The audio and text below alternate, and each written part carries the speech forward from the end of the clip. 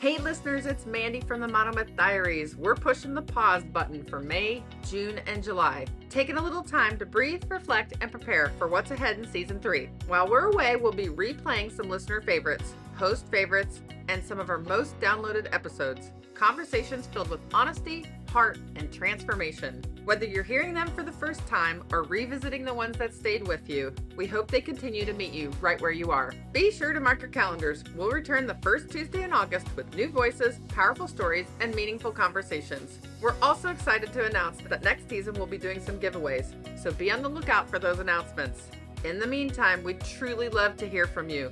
Visit monomythdiaries.com and tell us your Season 2 favorites, the guests who resonated, the tools and strategies you've tried, and the moments that stuck with you. Your feedback helps us shape where we go next. Thank you for listening, for sharing, and being part of this incredible journey. We can't wait to step into Season 3 together.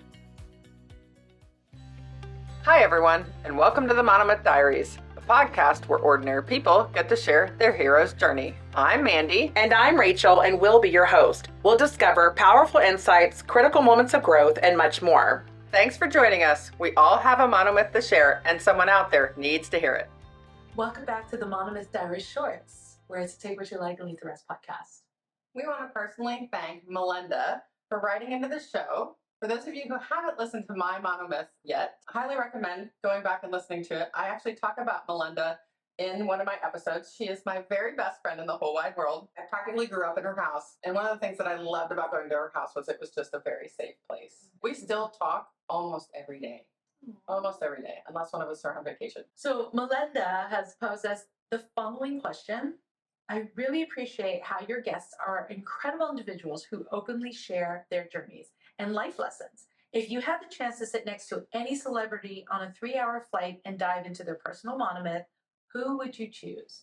This is such a fabulous question. Karen, first I want to ask you, when you sit next to strangers on planes, do you actually talk to them? I do. Okay.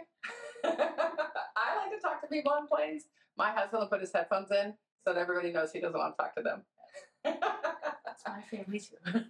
So I really had to give this one a lot of thought about who I would want to sit next to. And I finally decided I want to sit next to Chelsea Handler. Oh, do tell why.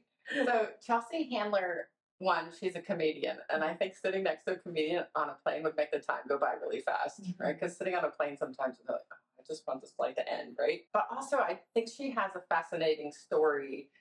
In the last, 3, 4, 5 years, she's really spent some time talking about how she has been through a lot of therapy and is rediscovering why she behaves in the way in which she does. And she talks a lot about her transformation and how much she's grown through that therapy and how she's a different person now on the other side. She says she's more compassionate. She really wants women to support each other. She talks a lot about how in the beginning of her career, women were the ones trying to knock her down. And she doesn't want people to be like that. She wants women to really support and hold each other up. She wishes women would have more confidence. And I love that she's so open and vulnerable and using her celebrity as a platform to talk about changing and being different and growing. I think she's fabulous. I think she would be a great person to sit next to. I could see that. I could see you be really engrossed in her story. Oh, yeah, I would love it. I love, you know me, I love listening to people's story. What about you? Okay, for me, I have to say Michelle Yeoh. For me, it was very personal because growing up as a kid, you didn't really see a lot of Asian representation in Hollywood. And my parents used to take me to the cinema and we'd watch Hong Kong movies. And I was introduced to her in a Jackie Chan movie called Super Cop. So I grew up watching Jackie Chan movies. But then all of a sudden, there's one of his films, and there's a woman who fights like him, is as tough as him, and looks really cool doing all this stuff. And then you find out later, like she did her own stunts. Like that was her. That's her jumping a motorcycle on a moving train. I definitely remembered like when she was in Tomorrow Never Dies. She was a Bond girl opposite Pierce Brosnan. And again, riding motorcycles and doing amazing stuff. And then she was in Crouching Tiger, Hidden Dragon. You see her wielding swords and incredible martial arts. It's her era. She's the top of her game. She won an Oscar. She's in Wicked. She was in Crazy Rich Asians.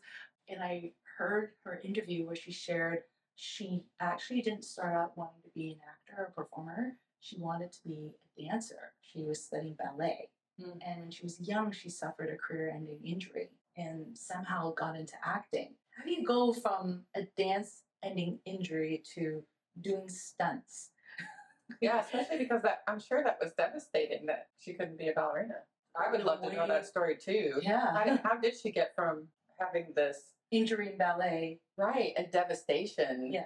And picking herself up and being as famous and successful as she is. Yes. And not being scared to do the stunts that you see her do. Yeah. I bet she has an absolutely incredible story. I need to know more about her story. Yeah, and it was something like as a child, my understanding was like as a young child, this is what she dreamed of, but then her path completely diverged. So number one, like to be able to go through that, but then number two, to be that bold and fearless to do the feats you see on screen. And I'm like, and you ended a ballet career with injury, but you can do this. I need to know her secret. I want to know what was it that kept her going on. I love that we both picked super confident women. To our listeners, we're very curious about who you would sit next to.